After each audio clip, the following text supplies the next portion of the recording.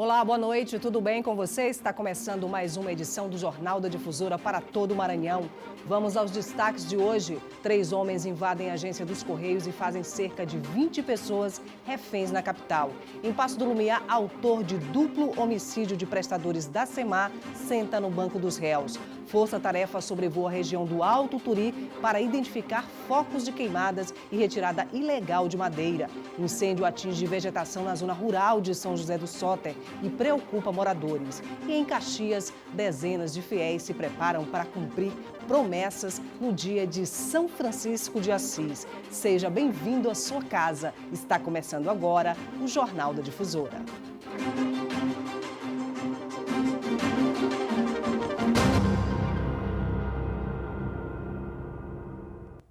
3 homens armados fizeram cerca de 20 pessoas reféns hoje pela manhã em uma agência dos Correios aqui na capital. No momento do crime, o estabelecimento tinha apenas um vigilante. Logo após o crime, as atividades na agência dos Correios, localizada no bairro do João Paulo, foram suspensas. Quem buscou por atendimento à tarde deu de cara com as portas fechadas. Esse assalto, que aconteceu por volta das 11h30 da manhã, durou cerca de meia hora. 3 homens teriam conduzido a ação.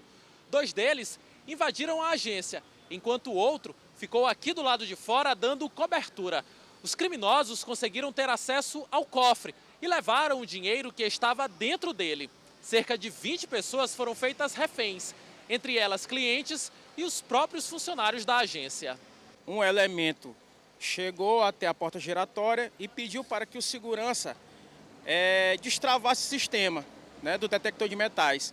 Como ele foi atendido, no momento que o segurança abriu a porta lateral, ele já adentrou, já foi tomando a arma do segurança e fazendo os demais clientes de refém. Esse homem, que por questão de segurança prefere não ser identificado, também estava na agência no momento do assalto e foi mantido refém. Além dele, uma criança, idosos e até uma gestante ficaram na mira dos criminosos. Tinha uma criança que entrou com a mãe também lá. A mãe desesperada, uma gestante também, está muito desesperada. A gente tentando acalmar ela da situação. Eles o tempo todo eles falavam que era para a gente não reagir, senão eles matavam a gente. Então foi um momento para a gente assim desesperador. O local possui câmeras de segurança, mas até os equipamentos do circuito de vídeo monitoramento foram levados pelo trio. Saíram arrancando as câmeras da parte interna para dificultar o nosso trabalho, mas o serviço de inteligência aí já está no encalço desses 3 elementos aí. Na hora do assalto, o estabelecimento contava apenas com um vigilante. Até agora, ninguém foi preso. E no município de Imperatriz foram apresentados hoje os 2 suspeitos envolvidos na morte do PM, o Anderson Monteiro. Segundo a polícia, eles fazem parte de uma facção criminosa da região. Com o apoio da Polícia Militar do Estado do Pará, Emerson Santos de Souza, de 25 anos, e o adolescente de 17, que estavam foragidos, foram trazidos para Imperatriz. A dupla foi presa no dia 30 de setembro, na cidade de Marabá, no estado do Pará. Lá, a polícia encontrou com Emerson e com o adolescente a arma do policial militar que foi vítima de latrocínio. O PM Wanderson Monteiro foi vítima de latrocínio no dia 23 de setembro, dentro de uma loja de eletrônicos localizada no centro de Imperatriz. O que um deles alegou é que a arma por ele utilizada era um simulacro e não uma arma de fogo, e ambos alegam que tais instrumentos foram abandonados no rio. Após ser ouvido em depoimento, Emerson realizou exames de corpo e delito e logo em seguida levado para a unidade de ressocialização de Imperatriz. A polícia não descarta que eles façam parte de facção, muito pelo contrário.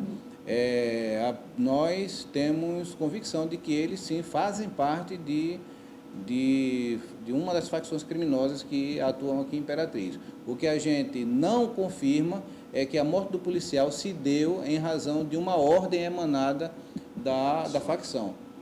O que a gente confirma até agora, o lastro probatório que foi apurado demonstra que se trata de um latrocínio. Durante a operação de investigação deste caso, a Polícia de Imperatriz contou com o apoio de agentes do Departamento de Homicídios do Interior.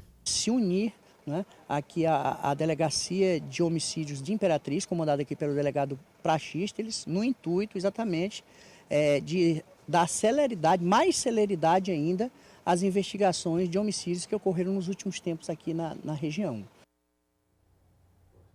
Vamos agora com outras notícias pelo Maranhão.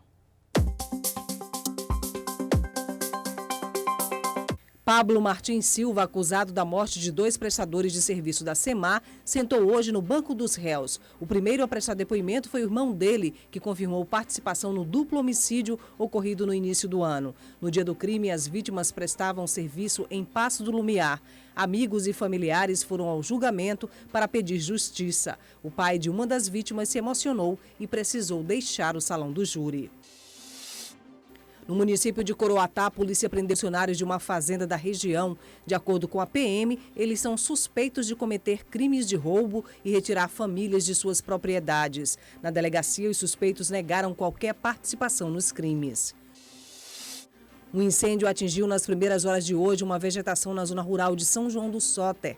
O combate foi feito pelo Corpo de Bombeiros, utilizando uma bolsa de água com capacidade para 20 litros, porque a viatura com capacidade de 2.000 litros não pôde entrar por causa do terreno acidentado.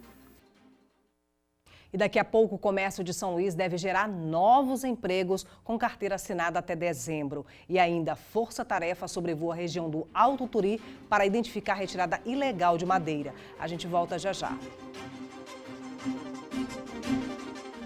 Voltamos com o Jornal da Difusora para todo o Maranhão. Uma força-tarefa foi montada para identificar focos de queimadas e a retirada ilegal de madeira no município de Zedoca, na região do Alto Turi.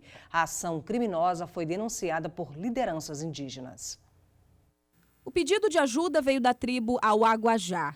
Nesse momento ela se depara com bastante invasão de madeireiro, caçador, e tráfico de droga e fazendeiro, né?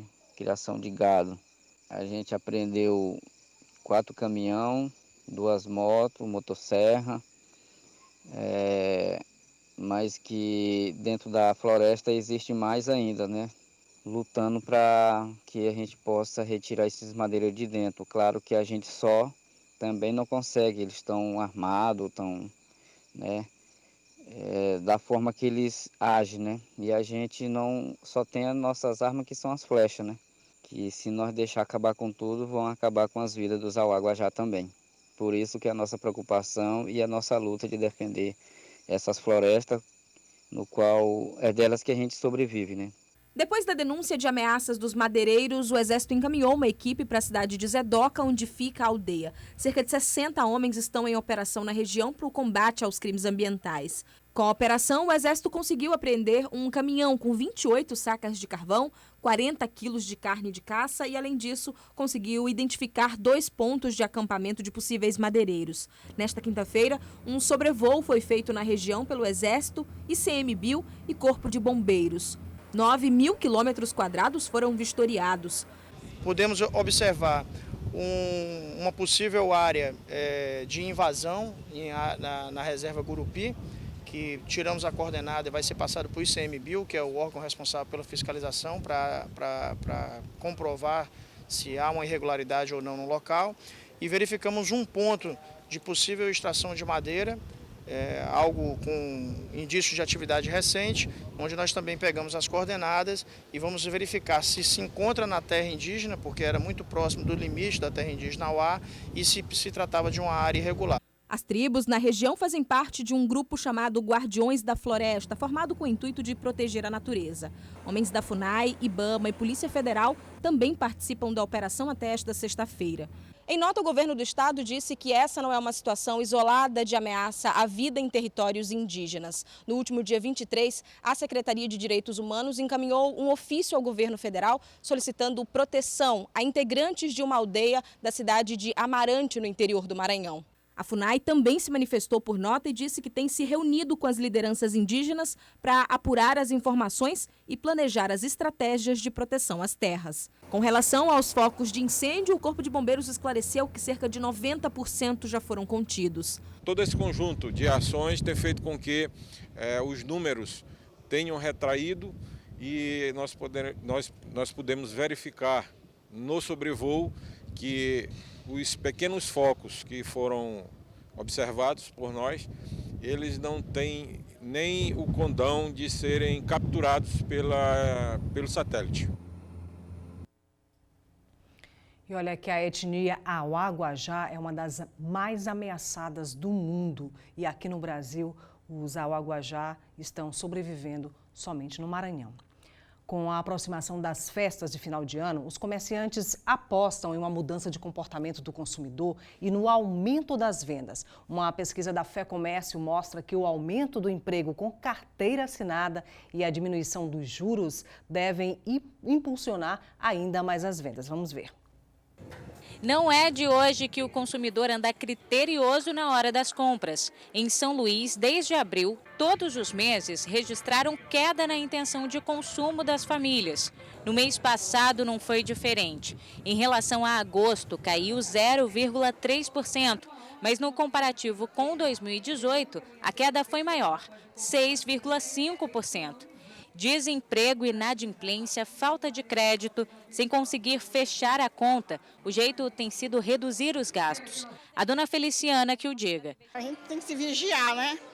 Nesse caso, nós temos que nos vigiar, porque está muito difícil, né, as coisas. E a gente tem que ter esse cuidado na hora de gastar, porque se a gente gastar demais, aí no final das contas a gente vai ficar devendo, né? E aí quem sofre mesmo é o comércio, mas os empresários andam otimistas por aqui. Com a proximidade de datas importantes, como o Dia das Crianças e Natal, eles esperam que o comportamento dos clientes mude e finalmente as vendas comecem a subir. Para isso tem até previsão de investimento. A estimativa feita pela FEComércio aponta que até dezembro devem surgir 1.100 novas vagas de emprego. A perspectiva do empresário é que a gente tem aí um aumento de vendas nesse último trimestre, uma demanda reprimida aí do início do ano comece a retornar ao mercado agora. Então, por isso, essa perspectiva de criação de vagas de emprego no comércio. Os bons olhos dos comerciantes para o setor foi comprovado em pesquisa. O índice de confiança do empresário do comércio avançou 2,2% de agosto para setembro. Em relação ao mesmo período do ano passado, a variação chega a 18%. Eles confiam no chamado ciclo de crescimento. Geração de emprego, clientes com mais dinheiro, aumento das vendas até voltar para o ponto inicial, com mais contratações. A perspectiva é que um círculo da economia comece a se fechar agora, nesse último trimestre, com criação de empregos, e isso revertendo em aumento da renda da população e se reverta, consequentemente, aumento de vendas. É um círculo econômico que começa a se fechar agora, no último trimestre do ano. É isso que gera um otimismo no empresário nesse final de ano. E sabe a dona Feliciana? Desta vez ela caminhou a Rua Grande inteira e voltou para casa sem levar nada. Mas garantiu que para o Natal tem um dinheirinho reservado e já vai começar a gastar. A gente tem que primeiro priorizar as contas, depois a gente pensa nos presentes. Aí a gente vai dando um jeitinho, né? Mais cedo, não deixa para a última hora, porque na última hora sempre... Nunca a gente consegue comprar, se for muita gente, não vai conseguir comprar para todos, né? Tem que ir separando devagar. Tá certinho, dona Feliciana, né? Olha, daqui a pouco o mapa do trabalho industrial aponta áreas com maior demanda até 2023. E em Caxias, dezenas de fiéis se preparam para cumprir promessas no dia de São Francisco de Assis. É já já.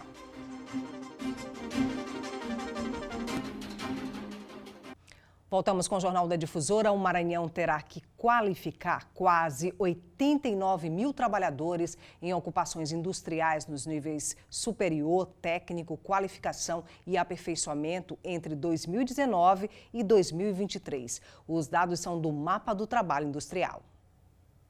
Na medida que a obra cresce, também aumenta a demanda por novos profissionais. A construção civil está entre as áreas com formação superior que mais vão exigir demanda profissional. E o Wesley nem precisou disso. Conseguiu vaga logo no início do curso como técnico em edificações e fez ainda o curso de técnico em eletromecânica. Abranger mais de uma área específica tem sido, inclusive, uma tendência de mercado, de acordo com o mapa de trabalho industrial realizado pela Confederação Nacional das Indústrias. O outro curso foi porque, para não focar só em uma área assim, porque o mercado de trabalho ele é muito amplo. Então, para não focar só em uma área, para ter outras saídas, outras oportunidades, eu optei também em fazer o curso de técnico em eletromecânica, ambos pelo Senai. Duas formações que agregam conhecimento para o Wesley. Além da construção civil, o mapa mostra que a demanda profissional com foco na formação técnica cresce principalmente na qualificação transversal, energia e telecomunicações, metalmecânica, têxtil, eletroeletrônica e logística. É onde tem atuado a Rayane e o André. Eles são estudantes de assistente de logística do Senai e estão incluídos nas taxas de aprendizagem, ou seja, jovens aprendizes que trabalham e estudam. Ao decorrer do tempo que vamos trabalhando, vamos vendo, e assim eu acho interessante, porque a partir do momento que a gente trabalha e estuda e vê o que a gente está estudando na prática, é incrível. Me identifiquei logo de início pela logística, que é um tema muito abrangente, onde o mercado está aumentando cada dia mais. E isso, tanto com conhecimento escolar, isso traz muito benefício, tanto aqui na escola quanto na empresa. 54% dos alunos do Senai são de qualificação, como a Isa, que é surda e estudante do curso de eletrônica. Do profissional, né, de eletrônica, eles chamam bastante, né, para trabalhar, certo? Então, assim, é bom a gente ter uma experiência e uma boa avaliação com relação a esse curso.